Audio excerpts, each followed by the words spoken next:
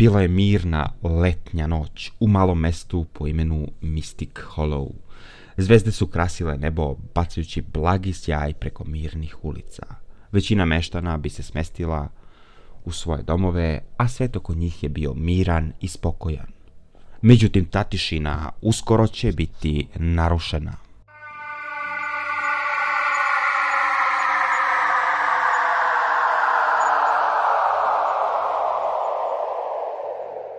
U tihom seoskom predelu, nedaleko od Mystic Hollowa, svetlo je iznenada probilo tamu, a bljesak svetlosti je dolazio iz nepoznatog objekta koji je lebdeo iznad udaljenog polja.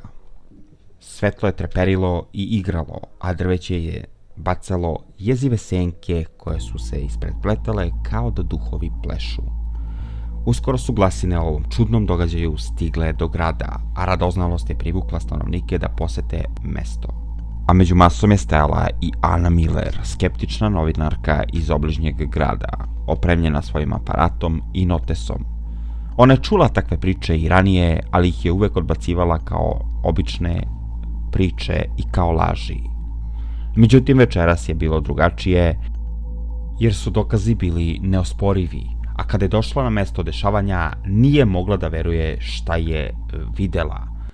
Ali negde i dalje u svojim mislima imala je sumnje da je ovo možda nekakva iluzija. Na ovom velikom neidentifikovanom objektu koje je lebdeo nalazili su se čudni spisi i nepoznati simboli koji nikada ranije nisu viđeni. Kako su prolazile minute, šaputanja mase su postajala sve glasnija. Neki su spekulisali o vojnim eksperimentima, dok su drugi šaputali o posetama vanzemaljaca.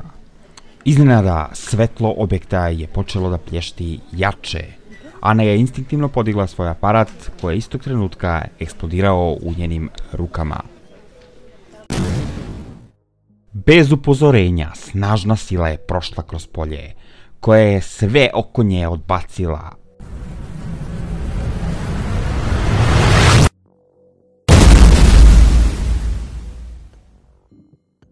A ona je osjećala da više nema tlo pod nogama. Ana je lebdela, a svetlost koja je obasipala nestajala je zajedno s njom. A zemlja ispod ovog objekta je u tom trenutku zavibrirala poput zemljotresa. Kako se svetlo povuklo, objekat je nestao, kao da nikada nije ni bio tamo. Polje je ostalo prazno, a masa je ostala utišana u neverici šta je upravo svedočila. Prazna, bela soba. U njoj sto nalik onom u operacionim salama, a na stolu bez svesti ležala je Ana. Kada je napokon došla k sebi, vidjela je da je oko nje nezamislivo jaka, bela svetlost. Hej! Pomoć! Potrebna mi je pomoć, ima li koga?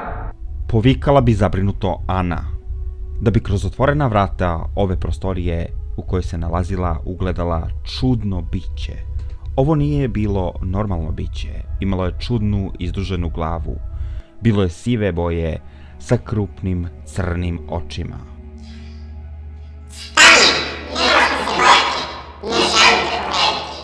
Biće je pokušavalo da smiri Anu i da je ubedi da je sve u redu, međutim Ana je bila zabrinuta za svoju bezbednost i počela bi da beži kroz prostorije broda.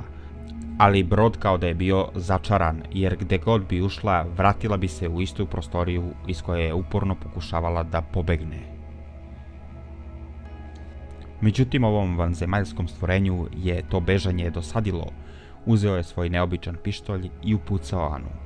I Ana je bi ponovo upala u dubok san, da bi se sledeći put probudila i našla u Donjem Vešu, na skoro 100 km od mesta sa kojeg je nestala. Lutala je uplašena za svoju bezbednost, ni sama nije bila sigurna šta joj se desilo. Ali Ana je imala tragove, imala je tetovažu u obliku pentagrama na vratu i ožiljak na ruci koji je ličio na piramidu, koji su bili dokaz da je ovo što je se desilo bila istina, a ne samo nekakav san.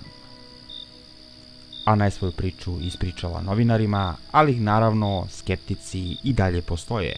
No ko zna, možda će neko od njih biti sledeći na listi eksperimenata ovih vanzemaljskih bića. Postoje brojne priče koje govore o vanzemaljskoj otmici, ali naravno ove priče uvek bivaju odbačene kao nešto što je laž. Kao nešto što je neko rekao kako bi privukao pažnju. Ali šta ako su pojedine od njih istinite? Ne možemo dokazati da nisu. Pa se postavlja pitanje da li smo zaista sami u ovom univerzumu ili postoji nešto još. Ukoliko volite ovakve misteriozne i strašne priče, pretplatite se na kanal.